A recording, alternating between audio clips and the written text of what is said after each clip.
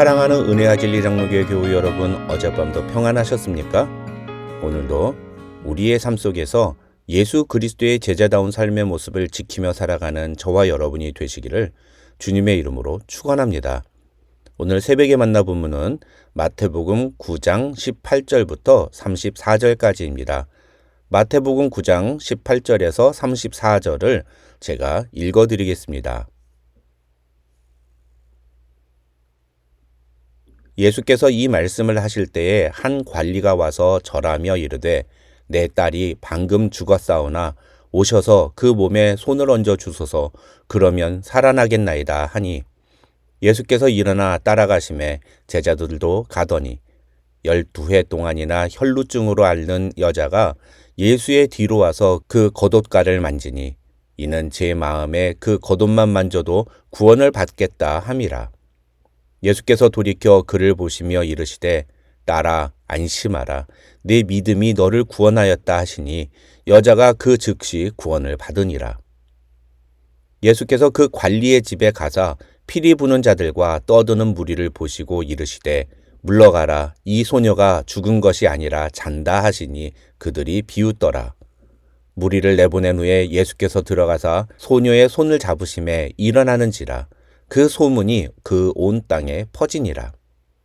예수께서 거기에서 떠나가실새 두 맹인이 따라오며 소리질러 이르되 다윗의 자손이여 우리를 불쌍히 여기소서 하더니 예수께서 집에 들어가심에 맹인들이 그에게 나아오거늘 예수께서 이르시되 내가 능히 이 일 할 줄을 믿느냐 대답하되 주여 그러하오이다 하니 이에 예수께서 그들의 눈을 만지시며 이르시되 너희 믿음대로 되라 하시니 그 눈들이 밝아진지라. 예수께서 엄히 경고하시되 삼가 아무에게도 알리지 말라 하셨으나 그들이 나가서 예수의 소문을 그 온 땅에 퍼뜨리니라. 그들이 나갈 때에 귀신 들려 말 못하는 사람을 예수께 데려오니 귀신이 쫓겨나고 말 못하는 사람이 말하거늘 무리가 놀랍게 여겨 이르되 이스라엘 가운데서 이런 일을 본 적이 없다 하되 바리새인들은 이르되 그가 귀신의 왕을 의지하여 귀신을 쫓아낸다 하더라. 오늘 본문인 마태복음 9장 18절부터 34절에는 예수께서 하나님의 나라를 선포하시는 하나님의 아들이자 메시아로서의 권위를 가지신 분임을 보여주는 10가지 기적들 중에 마지막 4가지 기적이 기록되어 있습니다. 그 중에 첫 번째로 18절로 26절에는 죽은 소녀를 살리신 기적과 12년 동안 혈루증을 앓는 여인을 고치신 예수님의 모습이 소개됩니다. 결론부터 말씀을 드리면 마태는 이 2개의 기적을 통해서 예수님에 대해 우리가 어떤 믿음을 가져야 하는지에 대해서 이야기합니다.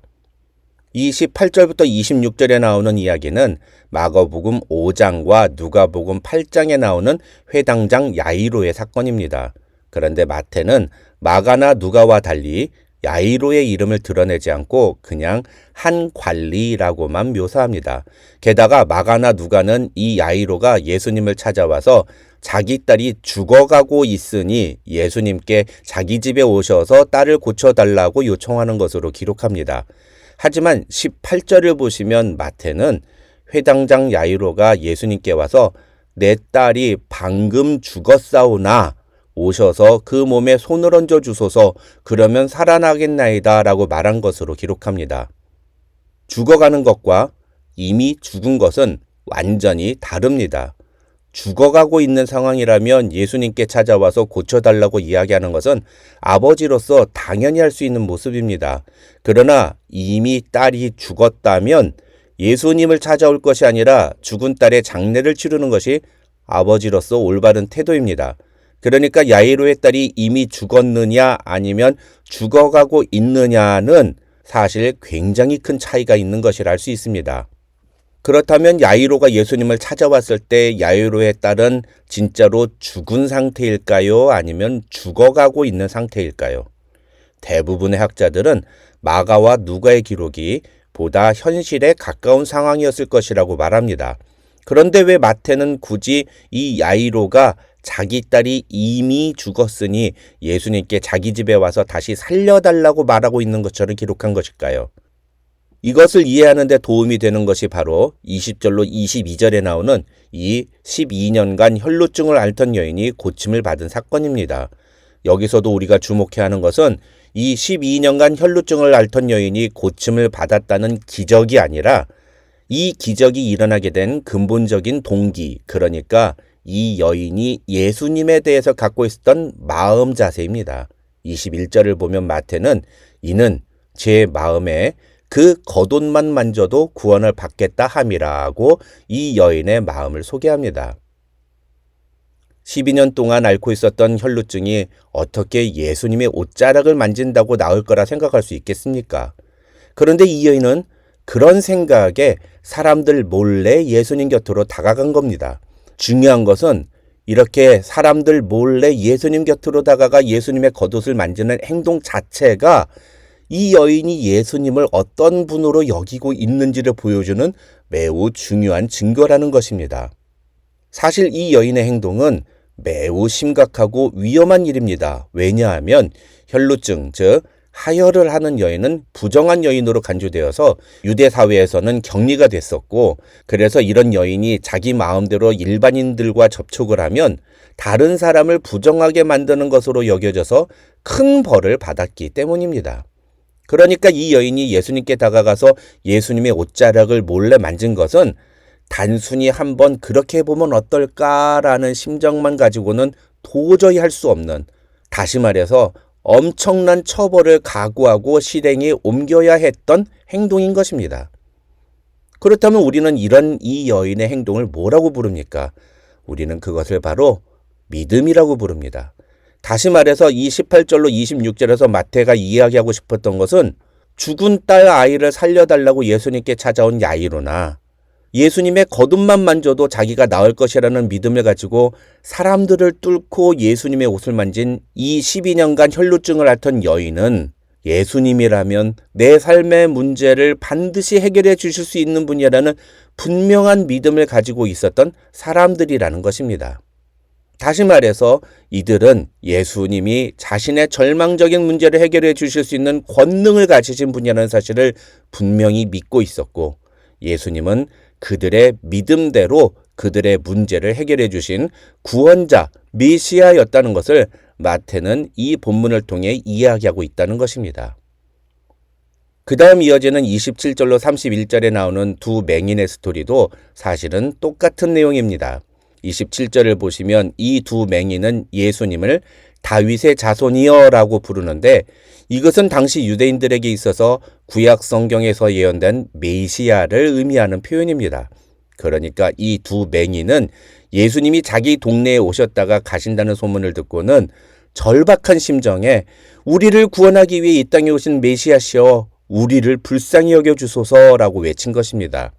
그러자 예수님은 그 맹인들에게 내가 능히 이 일을 할 줄을 믿느냐고 물으십니다. 이 말은 내가 너희를 고쳐줄 거라고 믿느냐는 의미이기도 하지만 그보다도 내가 진짜로 메시아라고 너희는 믿고 있느냐라고 묻고 있는 것입니다. 그런 예수님의 질문에 이 두 맹인은 주여 그러하오이다 라고 대답합니다. 그래서 예수님은 그들에게 너희 믿음대로 되라 하고 말씀하시며 눈을 고쳐주시는 것입니다. 그래서 이 사건에서도 중요한 포인트는 예수님이 이 두 맹인의 눈을 고쳐주셨다는 그 기적이 아니라 이 두 맹인이 예수님을 메시아로 고백했다는 것입니다.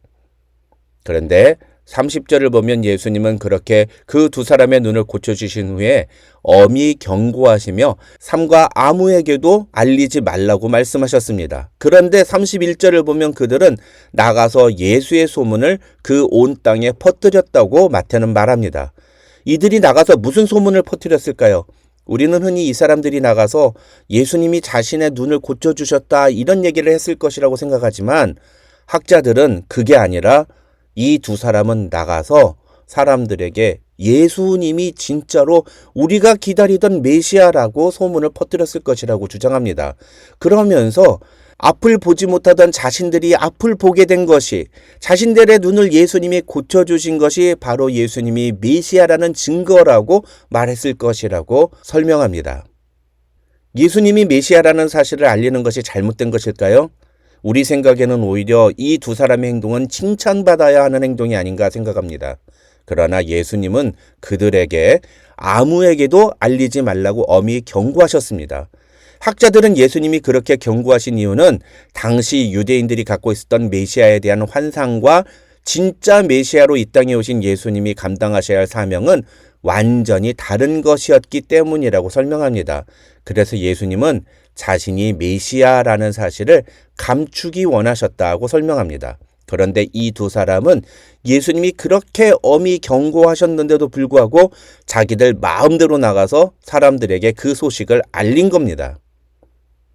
예수를 믿는다는 것과 예수의 말씀대로 사는 것은 분명한 차이가 있다는 것을 이 두 맹인은 우리에게 보여줍니다. 다시 말해서 예수님을 온전히 믿는 사람은 자신의 신념이나 생각, 감정대로 행동할 것이 아니라 철저히 예수님이 말씀하시는 대로 순종해야 하는데, 가만히 보면 이 두 맹인과 같이 예수님을 믿는 믿음은 분명히 있는데 실제 삶에서는 자기 마음대로 행동하는 사람들이 참으로 많다는 것입니다. 사랑하는 성도 여러분, 저와 여러분은 어떻습니까? 마지막으로 32절로 34절은 예수님이 귀신 들려 말 못하는 사람을 고쳐주신 장면이 기록되어 있습니다. 여기서 중요한 것은 예수님이 이 귀신 들려 말 못하는 사람을 고쳐주시는 모습을 본 사람들이 이스라엘 가운데서 이런 일을 본 적이 없다 하고 말했다는 것입니다. 이 말은 사실 헬라어 그대로 번역하면 이스라엘 가운데 이런 일이 보여진 적이 없다고 번역해야 맞습니다. 이 말의 의미는 하나님께서 이런 기적을 우리에게 보여주셨던 적이 없었다. 다시 말해서 이 예수라는 사람이 하는 기적들은 모두 다 하나님이 보여주시는 기적이다. 그래서 이 예수는 구약 성경에서 예언된 오실이라던 그 메시아일 가능성이 높다. 이런 의미를 담고 있는 표현인 것입니다. 그런데 그런 사람들의 말에 바리새인들은 뭐라고 대답합니까? 바리새인들은 예수님이 귀신의 왕을 의지하여 귀신을 쫓아낸다고 비방합니다. 여기서 중요한 것은 사람들은 예수님이 하시는 기적을 보면서 예수님을 메시아로 인정하는데, 바리새인들은 예수님을 귀신의 왕을 힘입어 귀신을 쫓아내는 존재로 여겼다는 것입니다. 사람들은 예수님이 행하신 기적들이 하나님이 하신 일이라고 말하고 있는데, 바리새인들은 그것이 귀신의 왕이 한 것이라고 말하고 있다는 것입니다. 이것을 통해 마태는 당시 바리새인들을 비롯한 유대 종교 지도자들이 하나님의 아들이신 예수 그리스도에 대해 얼마나 무지하고 무감각했는지를 보여주고 있다고 학자들은 설명합니다. 바리새인들은 유대 종교에 철저했던 사람들이었습니다. 누구보다도 종교적인 열심을 가지고 그것을 지키기 위해 노력했던 사람들이었습니다. 그러나 그들은 예수가 누구이신지를 알지 못했습니다. 반면에 오늘 본문에 나오는 모든 사람들은 다 사회적 약자, 그리고 사회로부터 격리됐던 사람들입니다.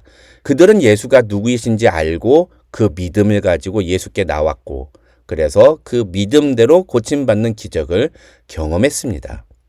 저와 여러분도 예수가 누구이신지를 분명하게 믿음으로 그 믿음대로 역사하는 하나님의 은혜를 경험하는 하루가 되시기를, 그리고 그 은혜를 가지고 하나님의 말씀대로, 예수님의 말씀대로 순종하며 살아가는 하루가 되시기를 주님의 이름으로 축원합니다.